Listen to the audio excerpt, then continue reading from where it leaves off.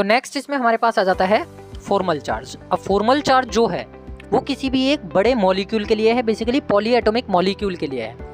Polyatomic molecule के अंदर किसी भी स्पेसिफिक एटम के ऊपर हम एक चार्ज को आइडेंटिफाई कर सकते हैं, चार्ज को कैलकुलेट कर सकते हैं, और वो चार्ज कहलाता है formal charge. Basically oxidation state अलग होती है, वैलेंसी अलग होती है, लेकिन फॉर्मल चार्ज पॉलीएटॉमिक कंपाउंड के अंदर या पॉलीएटॉमिक मॉलिक्यूल के अंदर किसी भी एक स्पेसिफिक एटम के लिए कैलकुलेट की जाती है। तो अगर हमें फॉर्मल चार्ज को समझना हो, फॉर्मल चार्ज को कैलकुलेट करना हो, तो इसका मैथमेटिकल कॉन्सेप्ट है जिसके लिए केवल ये फॉर्मूला हम लोगों को याद करना है। फॉर्मल चार्ज को अगर कैलकुलेट करना हो तो हम आसानी से इस फॉर्मूले का यूज़ करके फॉर्मल चार्ज कैलकुलेट कर सकते हैं कि आप क्या करेंगे, total number of valence electrons, किसी भी एटम के total number of valence electrons सबसे पहले आप लिख लीजिए इन फ्री स्टेट जो होते हैं। उसके बाद उसमें से नॉन बॉन्डिंग इलेक्ट्रॉन्स को, जो बॉन्डिंग में पार्टिसिपेशन नहीं दे रहे हैं, उसके नंबर को माइनस कर दीजिए। फिर आप क्या करिए, जो नो बॉन्डिंग शेयर्ड इलेक्ट्रॉन्स हैं, यानी कि यहाँ पर तो हमने लोन पेयर को माइनस किया, और यहाँ पर क्या होगा, जो total number of bonding electrons हैं, जो बॉन्डिंग में पार्टिसिपेशन दे रहे हैं, उसके नंबर के आधे को क्या कर दीजिए, माइनस कर दीजिए। तो इस फॉर्मूले का यूज़ करके हम फॉर्मल चार्ज आसानी से कैलकुलेट कर लेते हैं। अब फॉर्मल चार्ज को कैलकुलेट करने के लिए एक छोटा सा बेसिक एग्जांपल अगर मैं लूँ तो यहाँ पर हम क्या कंसीडर कर सकते हैं कि सपोज मैंने कहा मेरे पास H2SO4 है। इस H2SO4 के अंदर मुझे चेक करना है कि सल्फर पे फॉर्मल चार्ज क्या आने वाला है। तो सल्फर का फॉर्मल चार्ज निकालने के लिए सबसे पहले हमें इसकी स्ट्रक्चर बनानी आनी चाहिए। स्ट्रक्चर बनाने के साथ साथ हमें इसके वैलेंस इलेक्ट्रॉन्स याद होने चाहिए, इसके लोन पेयर हमें मालूम होने चाहिए जो रिएक्शन में पार्टिसिपेशन नहीं दे रहे, और शेयर्ड नंबर ऑफ इलेक्ट्रॉन्स हमें मालूम होने चाहिए जो पार्टिसिपेशन दे रहे हैं। तो अगर मैं इसकी स्ट्रक्चर को ड्रॉ करूं तो कुछ ऐसी स्ट्रक्चर ये बनाता है। एक सल्फर हमारे पास है, 4 ऑक्सीजन है टोटल, तो 1 2 3 4, और 2 हाइड्रोजन है तो 1 हाइड्रोजन और 1 ये हाइड्रोजन। यहाँ सिंगल बॉन्ड, यहाँ सिंगल बॉन्ड, यहाँ सिंगल बॉन्ड, यहाँ सिंगल बॉन्ड, इस वाले ऑक्सीजन के साथ डबल बॉन्ड और इस वाले ऑक्सीजन के साथ भी डबल बॉन्ड। ये इसका बॉन्ड लाइन स्ट्रक्चर है जो कि लुईस डॉट स्ट्रक्चर के बेस पर बनाई गई है। ये सब बनानी हम सीखेंगे। एंटायर चैप्टर के अंदर बहुत सारे कॉन्सेप्ट्स आने वाले हैं जो बहुत इंपॉर्टेंट हैं पूरी केमिस्ट्री को आगे समझने के लिए। तो ये जो कॉन्सेप्ट है इसको हम आगे की स्लाइड में देखेंगे। मैं वहाँ बनाने बताऊंगा कि किस तरीके से हम डॉट स्ट्रक्चर को रिप्रेजेंट करते हैं। फिलहाल के लिए मैं फॉर्मल चार्ज निकालना सिखा रहा हूँ। मुझे ये स्ट्रक्चर मालूम है, ऐसे बनती है, इसलिए मैंने रिप्रेजेंट कर दी। अब क्योंकि सल्फर के आउटर मोस्ट शेल में मुझे मालूम है कितने इलेक्ट्रॉन होते हैं। सल्फर के आउटर मोस्ट शेल में टोटल होते हैं 6 इलेक्ट्रॉन। तो एक ये रहा, 2 3 4 5 6, और ये 6 के 6 इलेक्ट्रॉन्स ने क्या कर लिए, शेयरिंग कर लिए। ऑक्सीजन के आउटर मोस्ट में टोटल होते हैं 6 इलेक्ट्रॉन, तो उन 6 में से 1 और 1 2 तो ये आ गए बॉन्डिंग में, 3 4 5 6 ये रिप्रेजेंट हो गए। ऐसे ही इस ऑक्सीजन में 2 तो बॉन्डिंग में पार्टिसिपेशन दे चुके, 4 खाली रह गए। इस ऑक्सीजन के भी 4 खाली रह गए, इस ऑक्सीजन के भी 4 खाली रह गए, और इस वाले हाइड्रोजन का पूरा एक कंप्लीट कंबाइन हो गया। ये भी हाइड्रोजन का पूरा एक कंप्लीट कंबाइन हो गया। मुझे क्या करना है, सल्फर का फॉर्मल चार्ज कैलकुलेट करना है। तो बारी बारी से इस फॉर्मूले में वैल्यू अप्लाई करेंगे। Total number of valence electron of the free atom, तो सल्फर के वैलेंस इलेक्ट्रॉन कितने होते हैं, 6, माइनस, क्योंकि आउटर मोस्ट शेल में 6 इलेक्ट्रॉन बैठे हुए हैं सल्फर के पास। Total number of non bonding यानी कि लोन पेयर इलेक्ट्रॉन चेक करो, क्या सल्फर के पास कोई भी लोन पेयर बचा। लोन पेयर का मतलब क्या हुआ, ऐसे इलेक्ट्रॉन्स जिन्होंने पार्टिसिपेशन बॉन्डिंग बनाते हुए नहीं दिया। अब क्योंकि सल्फर के आउटर मोस्ट में 6 इलेक्ट्रॉन थे, 6 के 6 वो पार्टिसिपेशन दे चुके, तो इसके पास लोन पेयर इलेक्ट्रॉन हो गए 0, तो यहाँ 0 लिख दिया। माइनस किया मैंने 1/2, और कितना नंबर, बॉन्डिंग इलेक्ट्रॉन्स का नंबर। तो बॉन्डिंग इलेक्ट्रॉन कितने हैं सल्फर के, टोटल 6 इलेक्ट्रॉन इसके आउटर मोस्ट में थे और 6 ही इसने बॉन्ड बना लिए, तो वो आ जाएगा यहाँ पे 6। अब जब इस फॉर्मूले को मैं सॉल्व करूंगा तो 2 3 6 मैंने डिवाइड कर दिया, तो 6 - 3 बचा।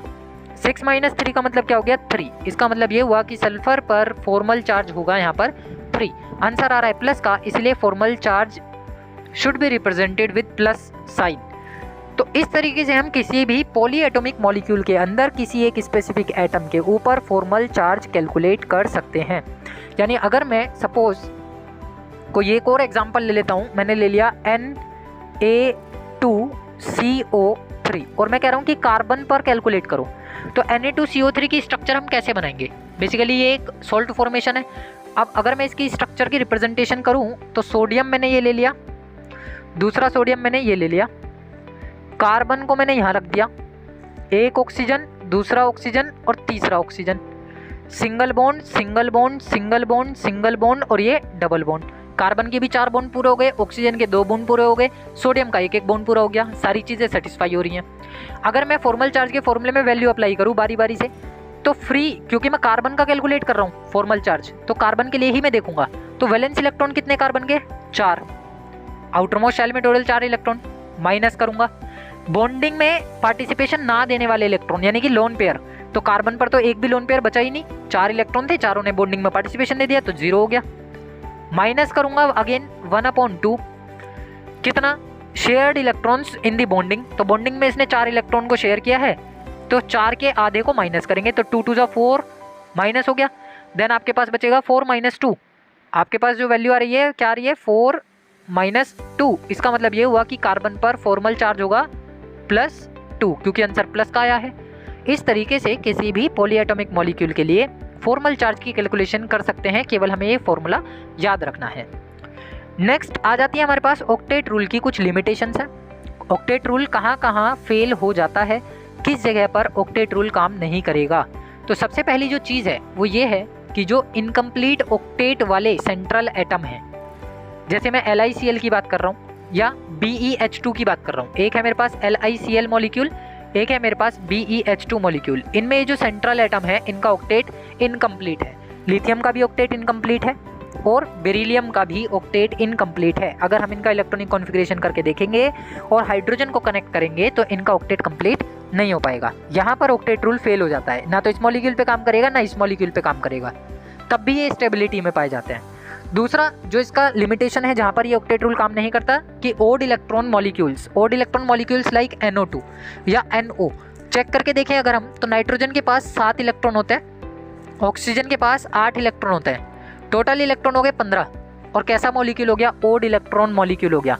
इसके पास भी ऑक्टेट रूल काम नहीं करता, यहाँ पर भी ऑक्टेट रूल फेल हो जाता है। बात करें NO2 को लेकर के तो नाइट्रोजन के साथ ऑक्सीजन के 8 2 16, टोटल हो गए 23 इलेक्ट्रॉन, तो 23 इलेक्ट्रॉन की स्पीशी जो कि ओड इलेक्ट्रॉन स्पीशी है, यहाँ पर भी ऑक्टेट रूल फेल हो जाता है। ये सब चीज़ें हम न्यूमेरिकल्स में देखेंगे कि ऑक्टेट रूल किस तरीके से फेल हो रहा है, कहाँ पे इनकी स्टेबिलिटी ऑक्टेट रूल के अकॉर्डिंग नहीं हो रही है। इसी तरीके से तीसरा आ जाता है the unexpanded octet. Unexpanded octet का क्या मतलब हुआ? जैसे PCl5 और SF6 की बात करें तो PCl5 की स्ट्रक्चर में बनाऊँ तो ये 1 2 3 4 और ये 5 इस तरीके से स्ट्रक्चर बनाता है, लेकिन फॉस्फोरस के पास ऑक्टेट पूरा ही नहीं हो पाया क्योंकि इसके 5 p ऑर्बिटल में केवल 5 ही इलेक्ट्रॉन थे और वो पाँचों के पाँचों 5 क्लोरीन एटम के साथ क्या हो गए? कंट्रीब्यूट हो गए।